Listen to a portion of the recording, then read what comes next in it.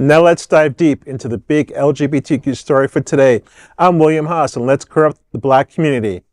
First, new soap opera in 25 years, The Gates, includes attempt of first Black gay president storyline. CBS is set to debut this first soap opera in 25 years.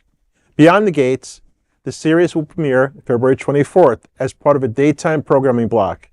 It centers around the Dupree family, described as a Black royalty in the fictional Fairmont Estates, an affluent Maryland suburb. At the heart of the show is Martin Richardson, played by Brandon Claiborne. Martin, a congressman, is openly gay and lives with his husband and 2 adopted children. He dreams of becoming the first openly gay Black president. Martin's journey mirrors his grandfather's political legacy, adding depth to his character's storyline.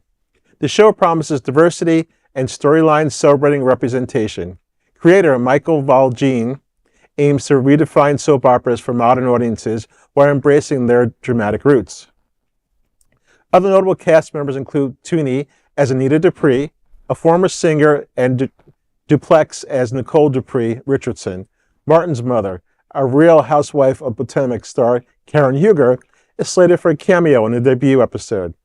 Beyond the Gates will bring fresh perspective to the soap opera genre. Showcasing love, ambition, identity, viewers can expect an inclusive and compelling narrative. Soap opera is a term coined in the 1960s because the daytime dramas were aimed at stay-at-home housewives. And detergent companies sponsor the show. Like adopting the negative term queer, soap actors and stars adopted the negative portrayal and made it their own.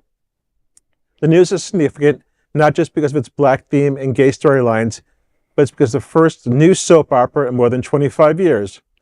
These are the days of our lives. I'm actually looking forward to this. I'm glad we're covering this story because I would have never known about it, and it looks like it could be fun, and it's all about diversity and, breaking ceilings and breaking that glass ceiling and getting people in there. And hopefully we do have a first gay Black American president. I would love that. Yeah. Are you surprised by this, Edward? Like, I'm kind of surprised that, it's CBS and not like Amazon or Netflix. Well, I was reading that and I was like, wow, CBS, Right? they got Young and the Restless, they got Bold and the Beautiful. I was like, damn, I was hoping for NBC because, Days of Our Lives was on that, but now it's on Peacock. But yeah, I'm surprised that, they're taking this on. This is such a great vehicle. Soap operas, I love soap operas. I've been watching them since I was a kid, thanks to my grandmother. And, it's so wonderful to get wrapped up in a lot of these stories. And a lot of these stories are very progressive, in terms of like their storylines.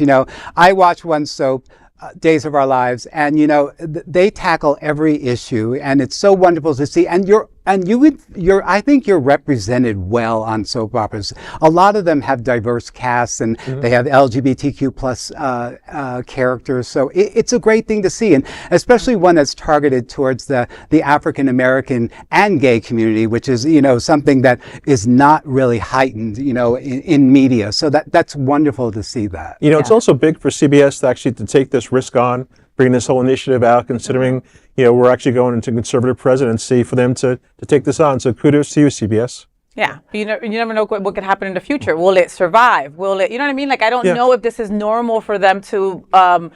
If this is a good time slot for a brand new show, February, like, is that when networks? February is usually like big sweeps. So big things happen in terms of storylines and stuff. So this might be a good welcoming thing. This isn't the first time that they've tried an African American soap. They did one in the late 80s called Generations, and it lasted about 2 years, and they just didn't get a following. And so, that concerns me too, and this type of soap too. Will the mainstream audiences, which are typically your housewives at home or people that are home caregivers, will be tuning into this. So we'll just find out. We'll wait and see. Well, that is the question if this is the right show for the times. Because the idea of like a Black royalty at a time where I've been seeing far more activists talk about, we've talked a lot about Black people of upper classes in the last 20 years. What about the rest of us is the thing that I've been hearing more and more, especially from like Black Lives Matter activists. And of course, I say that and then knowing my, like, every kid that I know that's like an activist is like, actually, I've been watching the show and I love it. Who knows these days? Yeah. But, like, that's going to be a question of, is this the right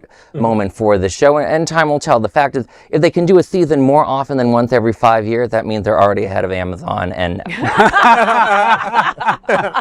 So when The Gates comes out, make sure that you support supported LGBTQ, okay? That is how we keep these kind of shows on the air, right? And kudos to CBS for taking a chance and not squishing it in, at 12:30 at night on a Tuesday or something like that. You know what I mean? This is actually putting your money where your mouth is, getting some good actors, and making sure that the writing is superb. So I'll be watching. All right, I'll be watching. So that is the big LGBTQ plus story for today. There is no other queer nonprofit media platform like this in the entire world. Support our LGBTQ plus stories by subscribing and sharing Queer News Tonight.